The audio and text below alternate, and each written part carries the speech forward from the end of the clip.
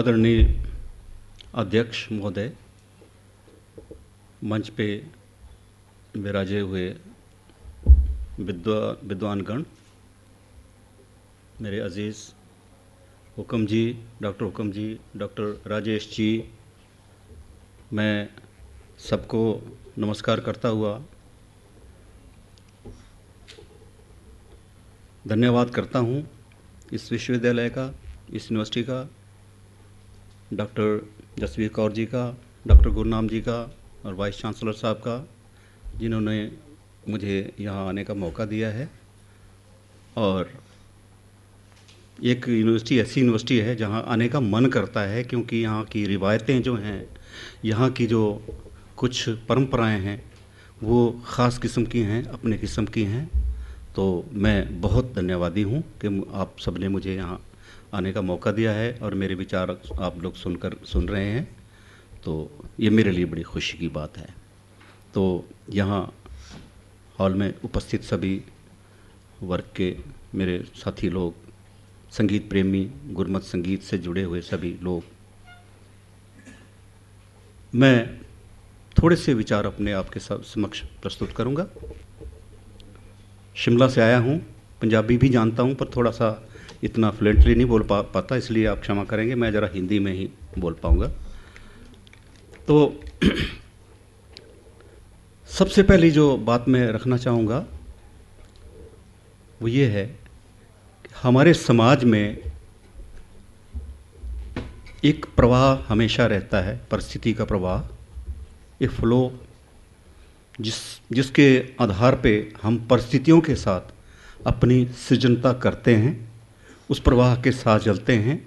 उन ज़रूरतों को पूरा करने के लिए हम प्रयत्न करते हैं कि समाज को क्या आवश्यकता है, समाज को क्या चाहिए, और ये चीज़ एक हमें सृजनता की ओर ले जाती है।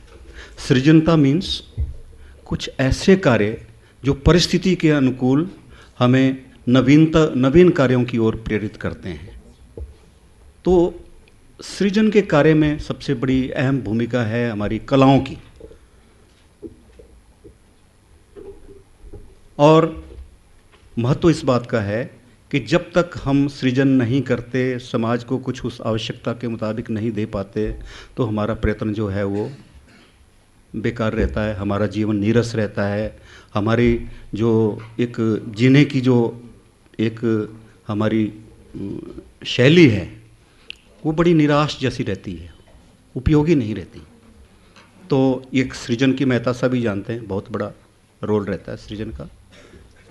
तो मैंने जो अनुभव किया है, ये जो संगीत के क्षेत्र में एक सृजन हुआ है, वो गुरमत संगीत एक बहुत बड़ी उपलब्धि है।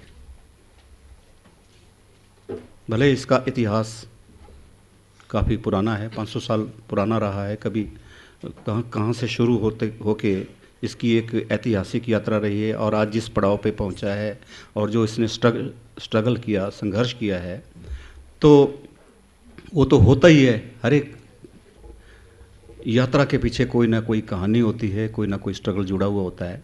पर आज जिस स्थिति पे पहुंचा है, अगर उसकी विशेषताएं हम देखें तो सचमुच गुरमत संगीत जो है वो बहुत सराहनीय है।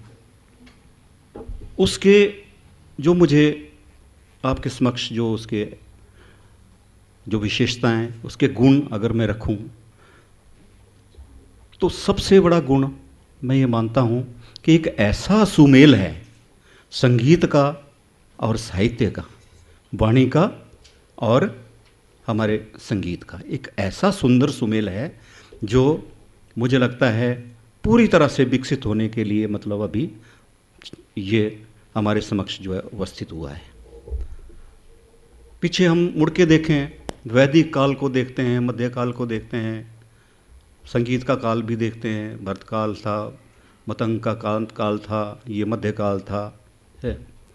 कई संगीत ने कई रूप देखे, कई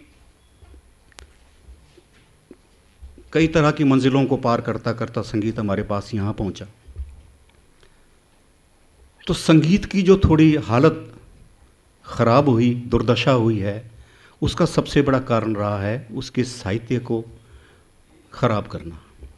ये हमारा बड़ा दुर्भाग्य रहा है कि हम गुलाम भी रहे। गुलामी में हम अपने संगीत को, कम से कम साहित्य को इतना नहीं संभाल पाए। मुग़ल पीरियड जो था उसको देखेंगे आप, उसमें सबसे बड़ा जो चेंज हुआ है हमारे संगीत के साथ छेड़छाड़ हुई है, वहाँ ये हुई है कि हमारा साहित्य जो था वो जो जिसका उद्देश्य कभी भक्ति के लिए होता था, मोक्ष के लिए होता था और अपने आप को सुकून देने के लिए होता था, उसका एकमात्र उद्देश्य रह गया था राजाओं महाराजाओं को या दूसरे जो नवाब लोग थे उनको प्रसन्न करना। तो साहित्य हम देखते हैं कि वहाँ साहित्य बहुत ख़राब हुआ, रचनाएं वैसी बनी, साहित्य का प्रयोग कि मुबारकबादियाँ, शादियाँ, ऐसी करो शादियाँ, अल्लाह करो तुम शादियाँ, इस तरह की कंपोजिशन बनी। तो अच्छा चलिए, मैं ये भी नहीं कहूँगा, क्योंकि ये वक्त की मांग होती है। लोगों ने जीने के लिए राजाओं का आश्रय लिया। अगर वो शायद ऐसा नहीं करते, उनको खुश नहीं करते, परिस्थितियों के साथ नहीं करते, तो शायद वो जिंदा नहीं रहते। पर एक सबसे बड़ी बात जो महत्वपूर्ण हुई है वो ये हुई कि हमारा संगीत जो था वो अछूता रहा। संगीत अपने आप में पूरा आध्यात्मिक रूप लेकर के विकसित हुआ है, पर उसको जो आघात पहुंचा वो साहित्य से पहुंचा।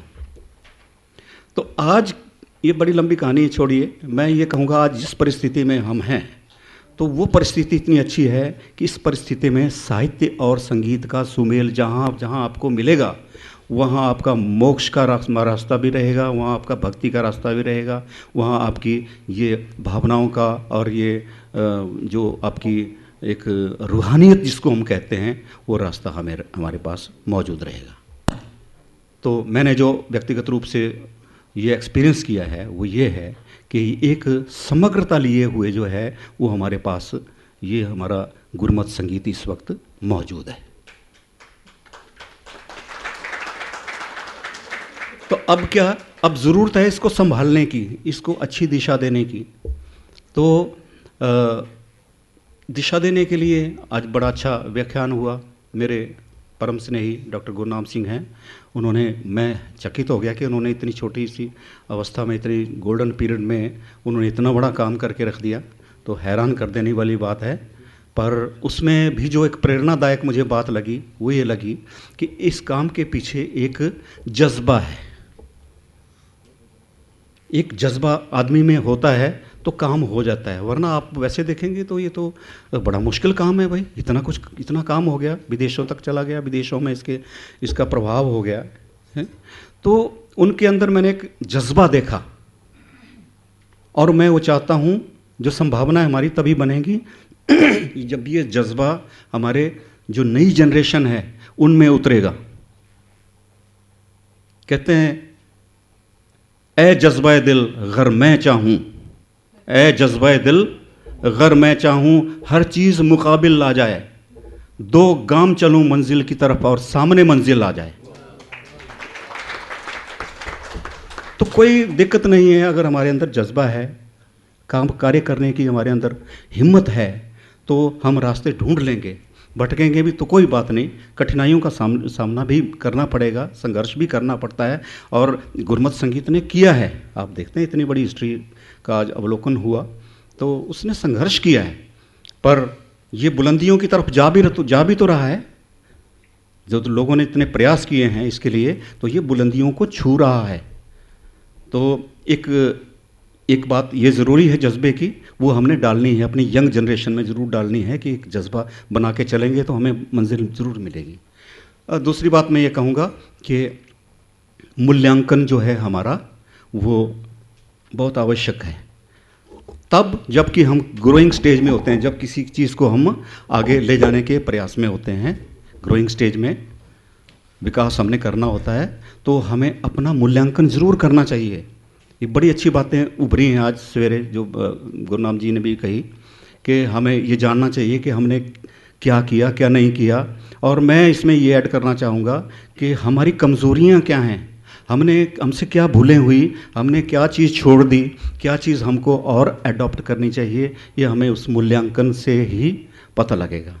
क्योंकि विकास की जो कसौटी है वो मूल्यांकन है, सेल्फ इवेल्यूशन, हम खुद को इवेल्यूट करें, हम अपने इर्द गिर्द की, अपनी संस्था की, अपने संगीत की इवेल्यूशन करें, तो निश्चित रूप से हम विकास करेंगे। तो एक दो बातें और कहना चाहूँगा कि हमारा जितना संगीत का एक बड़ा दबदबा है पूरे वर्ल्ड में, अच्छा मिनट में, 1 मिनट में समाप्त करता हूँ। उसका एक मात्र कारण है कि हमारा संगीत बड़ा साइंटिफिक संगीत है। भावना भी है उसमें, भावना तो है, भाव है ही है, भक्ति रस है उसमें, और उसका एक साइंटिफिक रूप भी है। ठीक है, तो हमने वो जो साइंटिफिक रूप है वो अपने इसमें उसको महत्व देना है और उसको ज़रूर सिखाना है कि इसकी टेक्निकलिटीज़ क्या क्या हैं। और एक बात जो सामने आई है, जो हमारे ये इंस्ट्रूमेंट्स हैं, ये हमारी उस साइंटिफिक उस जो एक स्टडी है उसको बनाने में उनका बड़ा भारी योगदान है। इन वीणाओं का बड़ा भारी योगदान है। बाकी तो गायन है, जैसे मौखिक है वो, ठीक है, उसको एक परंपरा देने में, उसको स्थापित करने में, उसको एस्टेब्लिश करने में, श्रुति, स्वर, ग्राम, राग, मूर्छना, ये जहाँ जहाँ से जो ये एक प्रवाह हुआ है, ये उनको जानने के लिए, हमारी इन टेक्निकलिटीज़ को जानने के लिए हमारे साज जो हैं वो बहुत ज़रूरी हैं। और साज के बारे में एक बड़ी अच्छी बात भी हुई कि ये लुप्त ना हो, संग्रह तो करें, इनके बनाने वालों को भी प्रोत्साहन हमें करना चाहिए। तो एक दो बात छोटी छोटी और जो दिमाग में जल्दी से आ रही हैं वो ये कि मुझे बड़ा अच्छा लगा ये पंजाब यूनिवर्सिटी पटियाला में इनकी रहनुमाई में, देखो ये विभाग चला रही हैं और इन्होंने बहुत अच्छा उसमें योगदान किया है। और लुधियाना के कोलैबोरेशन से जो आपकी टकसाल है, वहाँ के लोगों, उन्होंने बहुत बढ़िया काम किया है। मैं उनको बधाई देना चाहता हूँ। सचमुच ये काम बहुत प्रशंसनीय है और मैं चाहता हूँ ये और बुलंदियों पे जाए और हम सब लोग इससे अपने पूरे मन से, पूरी एनर्जी से, पूरे पोटेंशियल के साथ इसके साथ जुड़ें और इसको बुलंदियों पे ले जाएं। बहुत बहुत धन्यवाद, बहुत बहुत शुक्रिया।